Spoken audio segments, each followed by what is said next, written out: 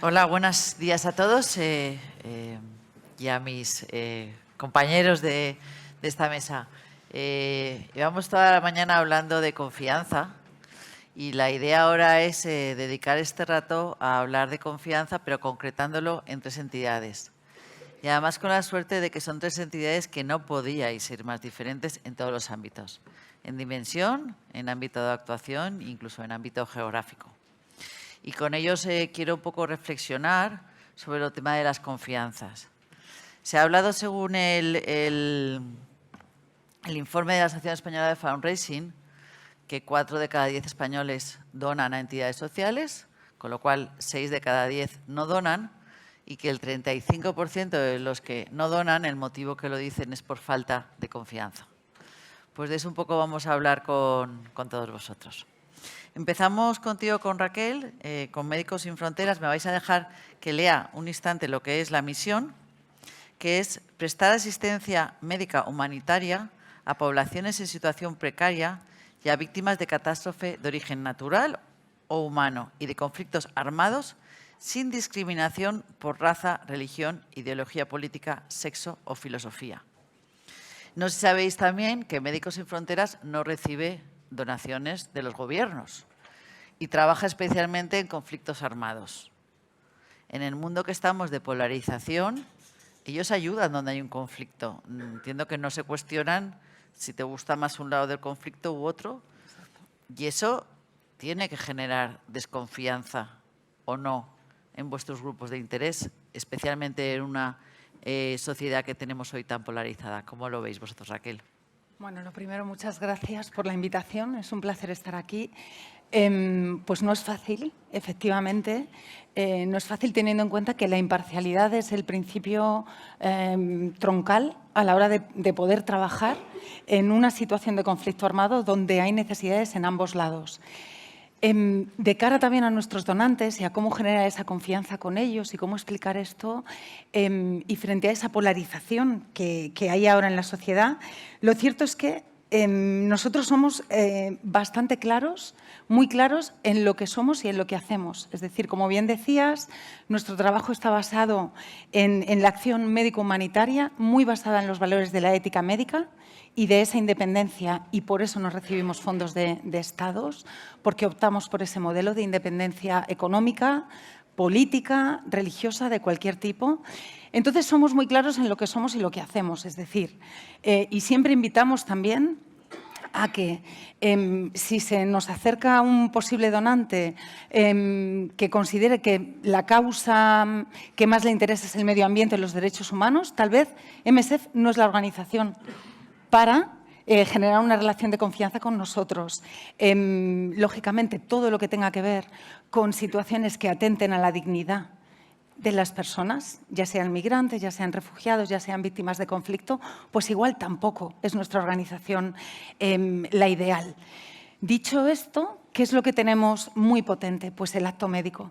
El acto médico es un acto absolutamente potente, fuerte, y además, al estar muy enfocados en emergencias, es cierto que tenemos resultados muy cuantificables y muy tangibles. Esto nos pasa en todas las emergencias. Con los donantes, al final, claro, esto es una suma de voluntades, pero tenemos una capacidad de reportar muy grande, una capacidad de reportar, de explicar cómo el dinero se ha materializado en kits de desnutrición o en X vacunas o bien en kits para refugiados, ¿no? Y esto ayuda mucho.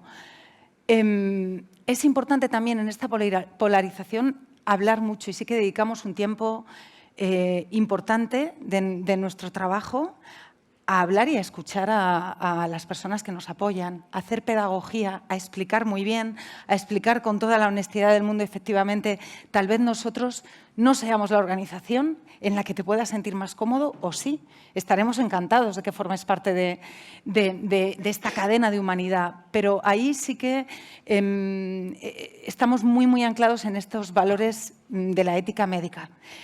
Y luego, por otro lado, sí que me gustaría acabar mencionando lo que has comentado de la independencia 100%. Es decir, el ser independientes económicamente 100% nos permite, no es un principio, no es un principio que queda bien en nuestra página web, es una herramienta de trabajo. Es lo único que nos permite ser capaces de llegar a zonas de conflicto y la única carta de presentación que tenemos, porque no utilizamos seguridad armada, para poder estar ahí, es la generación de confianza también con esos gobiernos, pero también con grupos armados no estatales.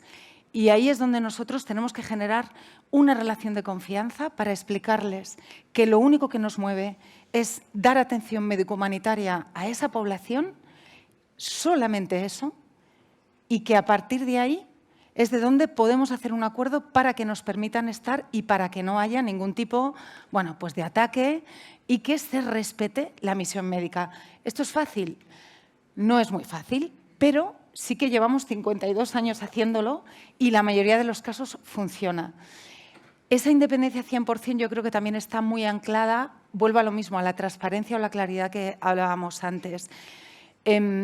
Nosotros no tenemos ningún problema y, de hecho, es una política de la Casa en, por supuesto, tratar de colocar los fondos que nos puedan dar los donantes en las crisis que ellos consideren más adecuadas, pero tenemos un mecanismo que es un fondo de emergencias que en el momento en el que vemos que una crisis está cubierta, no vamos a utilizar esa crisis para recaudar fondos para otras crisis. Y si lo hacemos, lo que hacemos es llamar por teléfono, explicar, mandar un email y decir, mire usted, y esto nos pasó, bueno, con el tsunami en 2004, que salimos públicamente a explicar, ya tenemos los fondos suficientes para poder trabajar en las consecuencias del tsunami de aquí al próximo año y medio. No necesitamos más, no tenemos capacidad operativa para gastar tanto dinero.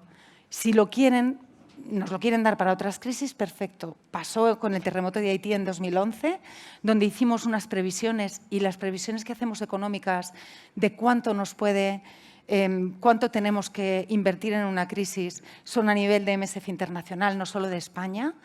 Son de los 5 centros operacionales, que España es uno de ellos, y con Haití nos pasó que recogimos, digamos, más dinero del que pudimos llegar a gastar. Y entonces, pues 2 meses después, fuimos llamando donante por donante diciendo, mire, hay este sobrante, no lo vamos a usar el próximo año, ¿quiere usted que se lo devolvamos o quiere usted que lo podamos realocar en otras crisis no tan mediáticas, olvidadas? Y desde ahí, bueno, desde ahí trabajamos. Me ha gustado oírte porque has mencionado muchas veces la palabra no. Entonces, ¿cómo es de importante para generar confianza también saber decir que no? Ya has mencionado no recibimos dinero de los gobiernos, has mencionado que no recibís aportaciones extra cuando una campaña la tenéis hecho y has mencionado que no sois la entidad adecuada para alguien que busque otro tipo de causas. Entonces, me gustaría quedarme con eso, con la importancia también de saber decir no para generar confianza. Guillermo, Manos Unidas. Dejadme también que os mencione la misión de Manos Unidas. Luchar contra el hambre, el subdesarrollo y la falta de instrucción y trabajar para erradicar las causas estructurales que la producen. La injusticia, el desigual reparto de los bienes y las oportunidades entre las personas y los pueblos. La ignorancia, los prejuicios, la insolidaridad, la indiferencia y la crisis de los valores humanos y cristianos. Y esto lo hacéis, si no me equivoco, en 3 continentes, en África, América y Asia, utilizando contrapartes. Vosotros básicamente sois una entidad que en España es captadora de fondos para esas contrapartes. No sé el número de contrapartes que tenéis, pero viendo el número de proyectos y en los países en los que estáis, imagino que muchos. Y de muchos niveles diferentes. Si es difícil asegurar a veces que en la propia entidad donde trabajas las cosas funcionen bien y lo que has protocolizado, procedimentado y estructurado funcione, ¿cómo asegurar, cómo generar esa confianza para que esa contraparte que está trabajando en el terreno, en un país posiblemente en conflicto o en emergencia o con debilidades, te dé la calidad y la seguridad que tú necesitas para dar confianza a tus donantes? Pues efectivamente Manos Unidas está presente en más de 50 países de los 3 continentes y para realizar esta labor nos apoyamos en socios locales, que son asociaciones o o diócesis de todo el mundo que solicitan ayudas para llevar a cabo un proyecto en su país. Como habéis escuchado con el extracto, ¿no?, de nuestra misión, los valores de Manos Unidas, desde Manos Unidas vamos a por todo, ¿no?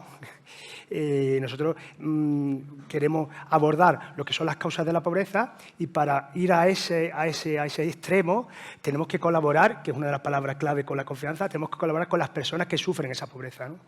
Y eso ya determina mucho la manera en la que nos estructuramos en Manos Unidas. Ha venido muy causado por nuestro crecimiento, ¿no? Nosotros llevamos más de 60 años, somos una fórmula de éxito en ese sentido, ¿no? Llevamos más de 60 años haciendo esta labor, cada vez más países o con más socios locales, y desde el principio nos enfocamos a las necesidades de las personas que vivían en esas zonas, ¿no? Y hemos aprendido con ellos. Para poder trabajar con tantos socios locales en tantos países pidiendo cosas distintas, porque nosotros hacemos proyectos de diferentes complejidades. Nosotros hacemos proyectos más básicos para generar estructuras educativas o sanitarias o de salud, pero también trabajamos en proyectos de dinamización de comunidades de mujeres en colaboración con gobiernos locales. Podemos tener de todo, ¿no? Bueno, pues ese distinto nivel de complejidad de proyectos que hacemos con distintos socios locales, distintas culturas, al final la posibilidad de entendernos es especializarnos con ellos. El trabajo de la gestión y seguimiento de proyectos están en manos de unas 200 personas, ¿no?, técnicos especialistas, y están distribuidos de forma que se especializan cada uno en un continente y en un país. Y mantienen una relación personal y directa con esos socios locales. Eso dicho ahora, pues parece que sale de un manual, ¿no? Pero detrás, para conseguir esto, con el volumen que nosotros generamos, ¿no?, son 50 millones de euros a cada año, y al año siguiente lo volvemos a conseguir, y son 500 proyectos en 50 países. Para generar eso venimos de un histórico, ¿no?, de ir creciendo poco a poco en relaciones con todo eso, con todas esas organizaciones. Y la forma es esa, ¿no? Oye, responsabilizamos a personas que se van a dedicar, por ejemplo, a Kenia, para que establezcan relaciones no de eficacia solamente, que es lo que quieren los donantes, ¿no?, sino también de cercanía, de confianza, ¿no?, de aprender juntos. Y esos socios locales que tenemos, te digo el número, tenemos lo que es en base de datos, unos 600, pero activos unos 400, bueno, y van cambiando, hay unos criterios, ¿no?, que definen a la finalización del proyecto, pues si hay incidencias o no, de qué tipología de incidencia, de gravedad o no, y con eso también tenemos nuestras listas negras, como decía esta mañana este hombre, ¿no?, el de Charity Navigator. Nosotros establecemos relaciones a largo plazo y siempre empezamos con pequeños proyectos. Ahí hay otra clave, ¿no? Empezar poco a poco.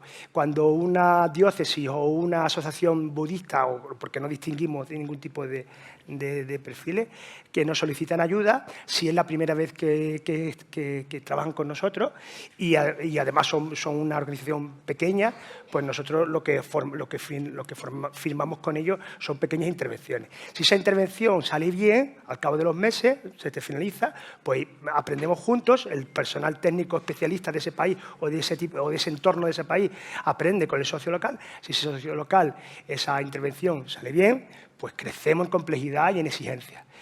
Y esto lo llevamos haciendo 60 años. Y somos capaces hoy por hoy de mantener este tipo de niveles distintos de proyectos, de socios locales, de madurez, de crecimiento. Salía esta mañana también otro dato, ¿no?, sobre las organizaciones que nacen nuevas en Estados Unidos, pues que muy pocas superan los 5 años, ¿no? O sea, hay mucha efervescencia, mucha inquietud, iniciativa privada de personas que se unen por un mismo propósito para generar la actividad que sea. Eso es latente en la condición humana, eso pasa en el mundo entero. Y nosotros lo que creemos que somos, entre otras cosas, es un catalizador de esas iniciativas, de esas inquietudes. Nosotros siempre ayudamos a cualquier organización, por pequeña que sea, y eso lo venimos haciendo desde el principio. Al mismo tiempo, las organizaciones que han ido trabajando con nosotros en esos países, que han ido creciendo, al final son ellos los que nos enseñan a nosotros. Y somos capaces de ir de la mano de algunos socios locales muchísimo más estructurados y muchísimo más evolucionados, de ser capaces de ir con ellos a grandes proyectos, de grandes financiadores o de grandes líneas de fondos multilaterales. Y son ellos al final los que incluso nos pueden adelantar, ¿no? Y esto siempre estableciendo relaciones a largo plazo. Tanto las personas especialistas que hablan con ellos y que trabajan con ellos como con los propios socios locales. Hay una cifra también muy interesante, que es la longevidad que tienen nuestros socios locales, ¿no? Y también el nivel, la longevidad que tienen los profesionales y voluntarios que trabajan en Manos Unidas, que son personas que pueden llevar 20 años trabajando, ¿no? Ese dato en una sociedad que siempre vamos con prisa, ¿no? Que siempre vamos con intereses espontáneos, con inmediatez, esa capacidad de mantener a las personas durante tanto tiempo, pudiendo hacer 1000 cosas mejores o en 1000 organizaciones distintas, denota de alguna manera que una prioridad nuestra son las relaciones directas con las personas. Nosotros empleamos datos, empleamos mecanismos, empleamos aplicaciones, empleamos todo. Nosotros estamos al día de todas las metodologías, estamos en todos los salados de todos los tipos de fondos y convocatorias, pero al mismo tiempo permitimos que técnicos especialistas y socios locales de cada país se conozcan y viajen juntos durante años. Al contrario, por comparar, que ya que estamos aquí en la mesa, que una intervención de emergencia, que donde los factores de inestabilidad y de que todo salga mal son totales, ¿no? Nosotros somos una organización que va lento pero juntos. Y nosotros pasamos de construir un pocillo a acordar con un gobierno local pues la garantía de canalizaciones y suministro de agua y formación continua e implicación de las comunidades locales para el mantenimiento del agua en toda esa zona, ¿no? O sea, pasamos por todo ese proceso. Pues yo me quedo con 2 ideas de lo que has dicho necesarias para generar la confianza, que es la colaboración y esas relaciones de confianza que se construyen con la cercanía y con el largo plazo. Y implícito en tus palabras está la dedicación de recursos. Es decir, no podemos, o yo entiendo que es difícil generar confianza si no dedicas recursos a la transparencia, a estar certificado, a estar auditado, a poder dar seguridad a tus grupos de interés de que haces las cosas bien.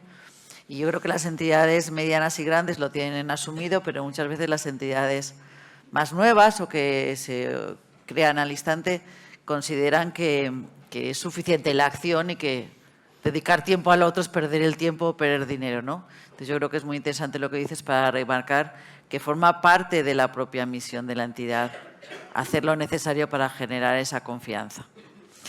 Pues vamos con nuestro tercer panelista, que Nacho, y la Fundación Éxitos. Leo también su misión. Reducir el abandono educativo temprano de jóvenes en situación de vulnerabilidad social a través de proyectos formativos innovadores y escalables que conformen un itinerario y que aporten un valor añadido a las empresas, potencien el trabajo en red y promuevan la inserción laboral. De alguna manera es ganar la confianza de los jóvenes y en un entorno donde quizás los que ya no lo somos, ¿no? A veces nos cuesta entender los parámetros en que se mueve una juventud. Yo no sé si lo vuestros son generación Z o qué es, porque ya me he perdido en cuáles estamos, pero hemos hablado de confianza de donantes. Es también muy importante la confianza de los beneficiarios, es decir, ¿cómo convences a un joven, cómo gana su confianza para que se acerque a una entidad social como vosotros? Pues muchas gracias, Marta. Muchas gracias, Fundación Lealtad. Yo diría que lo primero, y además está Angélica por aquí, lo primero es tener clara la teoría de cambio de cada uno de los proyectos. Porque aunque parece de perogrullo, no es tan evidente. Nosotros al final intentamos combatir 2 grandes problemas, el abandono escolar prematuro y la inserción laboral. Y en un mismo proyecto, tú puedes tener muy claro que ese proyecto es para favorecer la continuidad de estudios y los jóvenes interpretar que es para encontrar trabajo.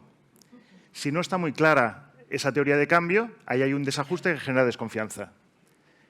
Tú crees que ha sido un éxito el proyecto y el joven acaba desesperado porque pensaba que con aquel curso iba a encontrar un empleo y lo que encuentra es posibilidad de seguir estudiando. Entonces, insisto, parece muy sencillo y no lo es tanto. Y eso quiere decir que tú te asegures que estás en conversación continua con estos jóvenes para que entiendan que está alineado su expectativa con la de la organización. La segunda, te diría, a lo mejor siendo una entidad pequeña, local y que trabaja con jóvenes, nosotros desde hace muchos años hemos sido muy activos en redes sociales. Y en redes sociales te diría que hay un destape total. En redes sociales es muy difícil segmentar quién te va a escuchar. Si yo mañana en Facebook, en Twitter, en LinkedIn, en Instagram digo algo, va a ser muy, muy complicado decir, pero esto que lo oigan solo la gente de empresa, esto que lo oigan los jóvenes, esto los educadores. Y ahí tenemos unos pollos monumentales, ¿vale? Porque hay veces que me viene un chaval y dice, oye, que he leído en Instagram que decís que nosotros somos jóvenes en riesgo de exclusión social. Yo no soy eso. Y eso ya te genera, de nuevo, en clave confianza, una conversación interesante. Tú eres un joven que no tiene una secundaria obligatoria. Estadísticamente, una persona que no tiene una secundaria obligatoria y que además vive en el barrio en el que vives tú, es un joven que está en riesgo de exclusión. Y podemos debatirlo y podemos comentarlo, y eso no tiene que ser un lastre para que tú tengas toda la potencia del mundo para salir de esta situación. Pero la realidad objetiva es que esta situación, eso son conversaciones. Y te diría que hay un equilibrio muy distinto y muy complejo de conseguir entre lanzar un mensaje en el que el donante o el colaborador institucional se sienta cómodo, al final, y permitirme que sea un poco aquí extremo en esto, O sea, al final la gente que colabora quiere tener la sensación de que le ha salvado la vida a ese joven. Y te diría que además la tendencia actual, que todo queremos que sea muy breve y muy intenso, es que ¿cómo le convences a alguien de empresa que por darle una charla de media hora a un joven no le ha salvado la vida? Cuando quiere oír eso. Y en el otro lado tienes a un joven que lo que quiere es que le trates con la máxima dignidad, porque si no, con la mejor de las intenciones, lo que estás haciendo es poner una serie de etiquetas que lastran su futuro, ¿no? Entonces, ahí tú has de generar confianza en ambos extremos, en ambos públicos objetivos, siendo tú. Y te diría que ese es el equilibrio más complicado y sobre todo para entidades que trabajamos aquí. ¿Cómo conseguimos generar esa confianza? Primero, asegurando que hay una buena experiencia para cada uno de los jóvenes. Fijaros que en las mesas redondas previas, que han sido espectaculares, cuando hemos empezado a hablar de redes sociales, pues todo el mundo se ha ido escurriendo un poco, ¿no? Bueno, no sé. Yo os diría, por hacer un ejercicio rápido, que levante la mano la gente que está aquí que tiene menos de 25 años. Ponte de pie, por favor, un aplauso.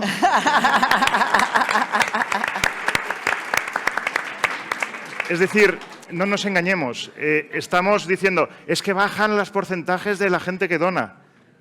Es que a nadie le importa de 25 años a lo mejor lo que estamos haciendo hoy los adultos.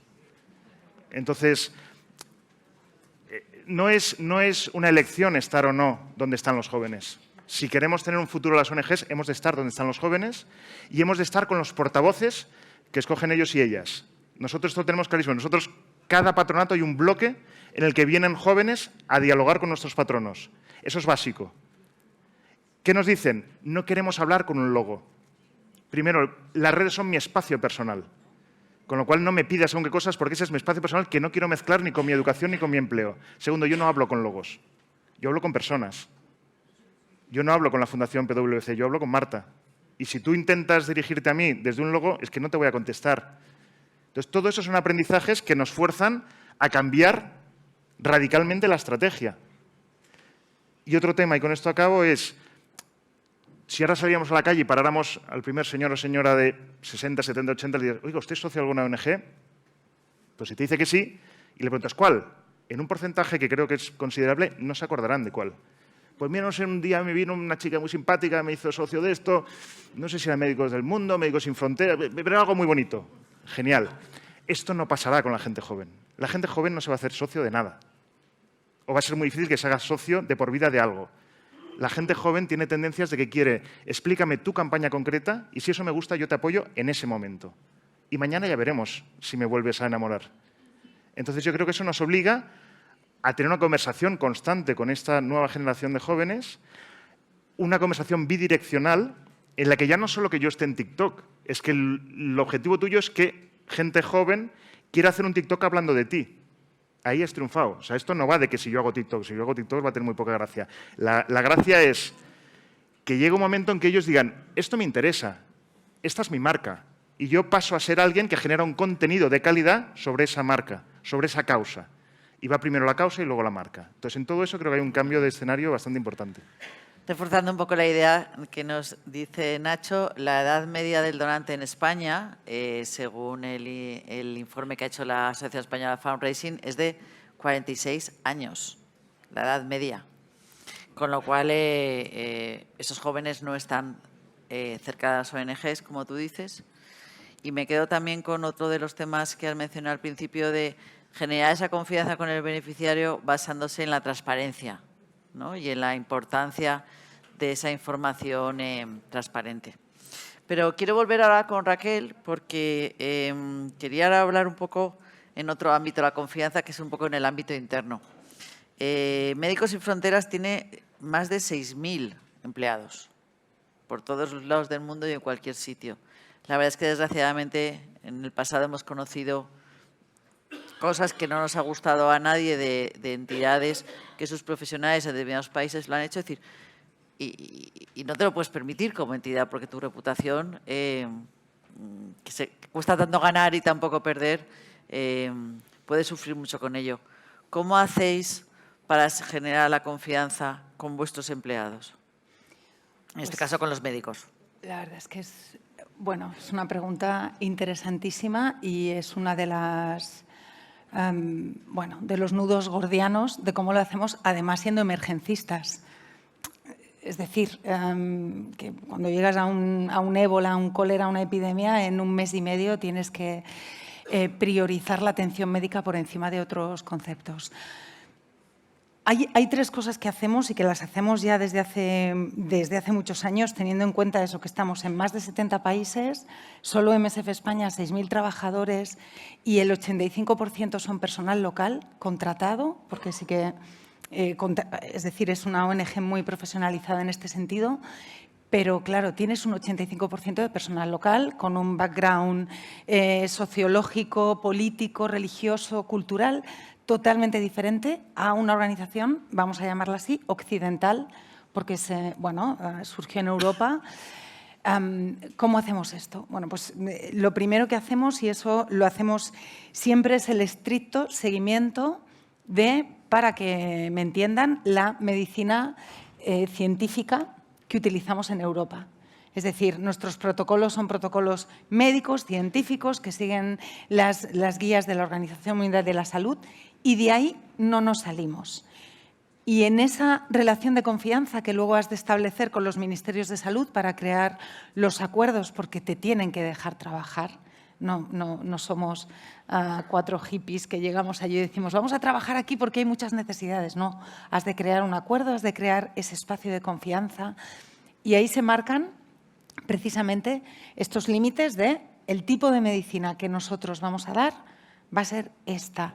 Y luego, por otro lado, claro, muchas veces trabajamos en instalaciones de los ministerios de salud, pero que igual no tienen personal o no tienen personal suficiente, contratamos de forma extra y al personal que ya estaba les damos un incentivo precisamente para conseguir una adhesión a todas estas guías, estos protocolos y estas maneras de hacer.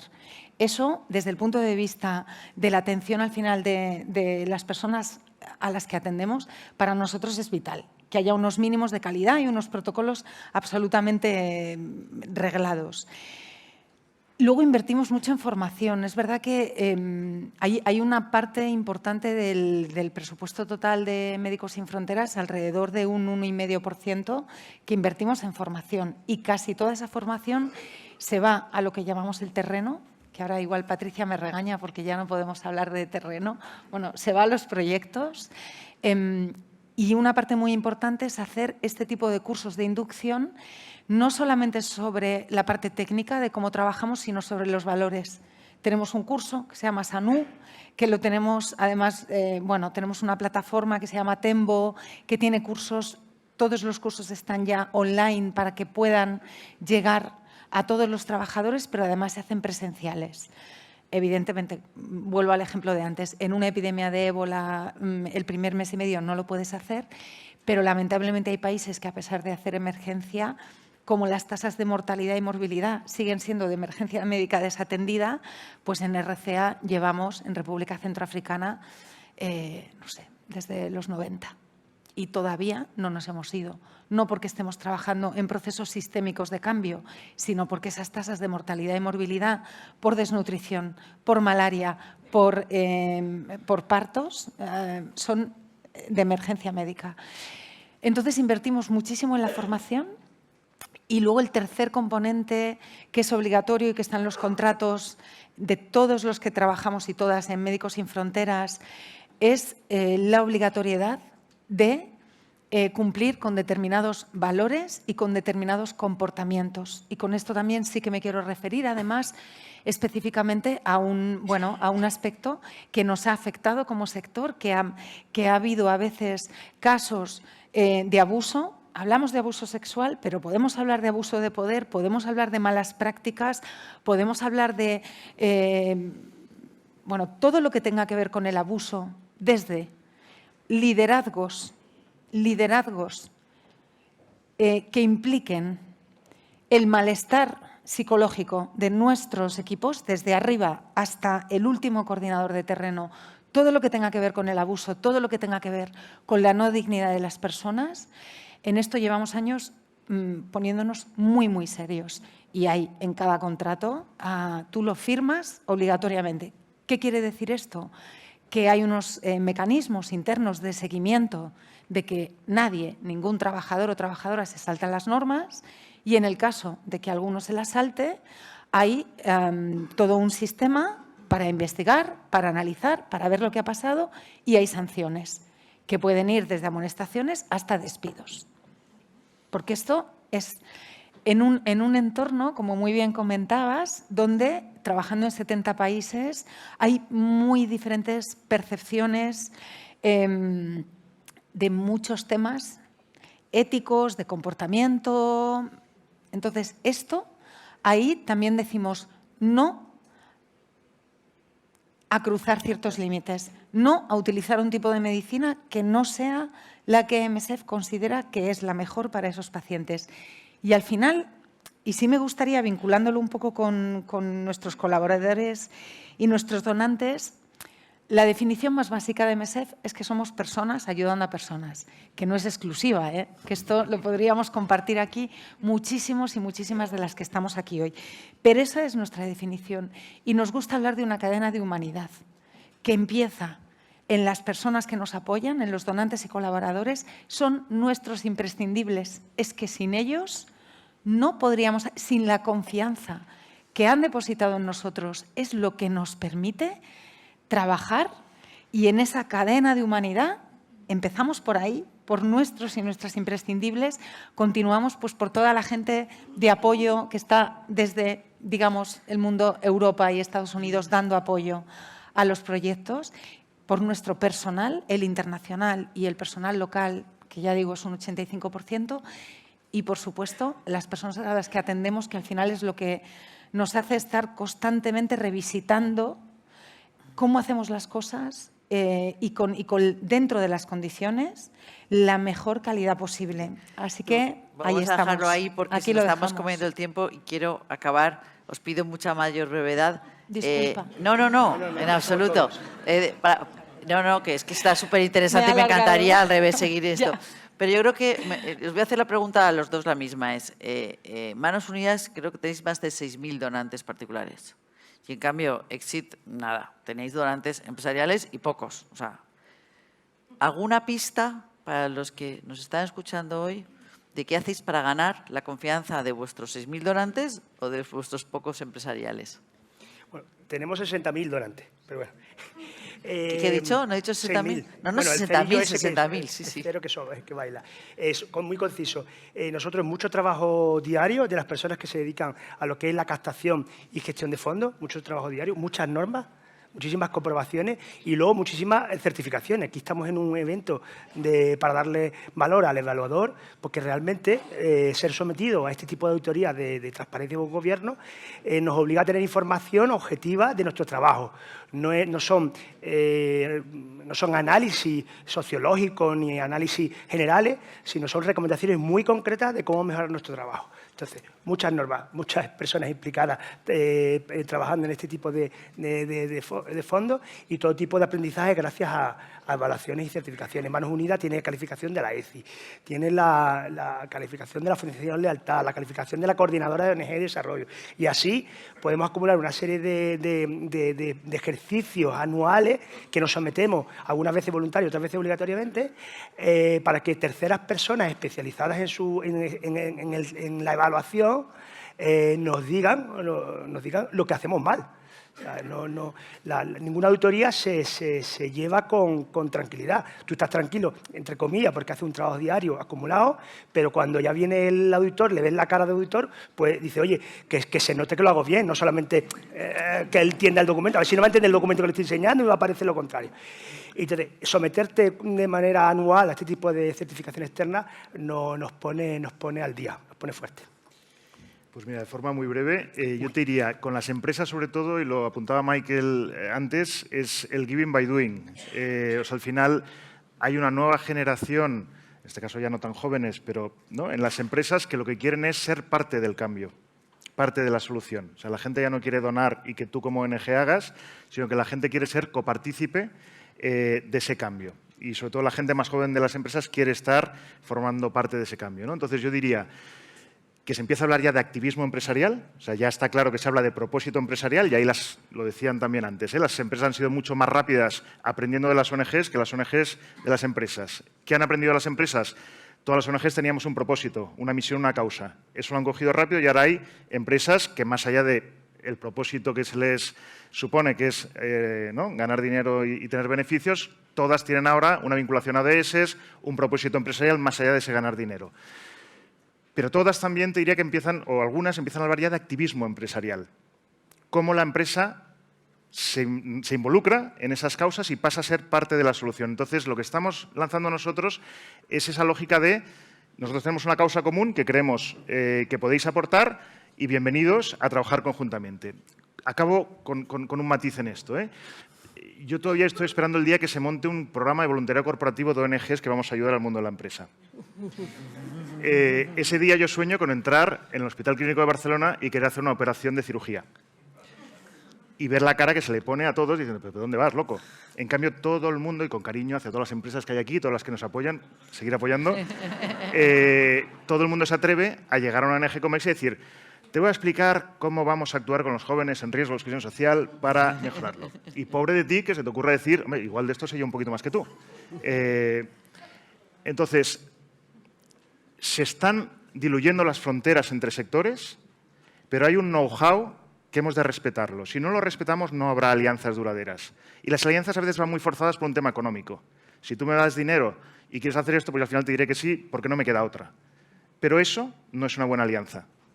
Entonces, yo creo que hemos de ser capaces, y ahí las empresas han de ser más empáticas y las ONGs hemos de ser más valientes, para decir, mira, perdona, de esto no tienes, con perdón, ni puta idea, déjame que por lo menos que yo te diga cómo se hace esto y sobre eso construyamos, pero respetando el know-how que tenemos cada uno.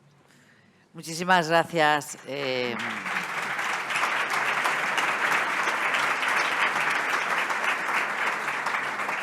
Muchísimas gracias, Nacho, Guillermo y Raquel. Espero que hayáis disfrutado igual que lo he hecho yo, intentando aterrizar las cosas que hemos estado oyendo durante la sesión de hoy en tres entidades que cada una en vuestros campos tan diferentes lo estáis haciendo también y nos sentís de inspiración. Muchas gracias. Gracias. Gracias. Gracias.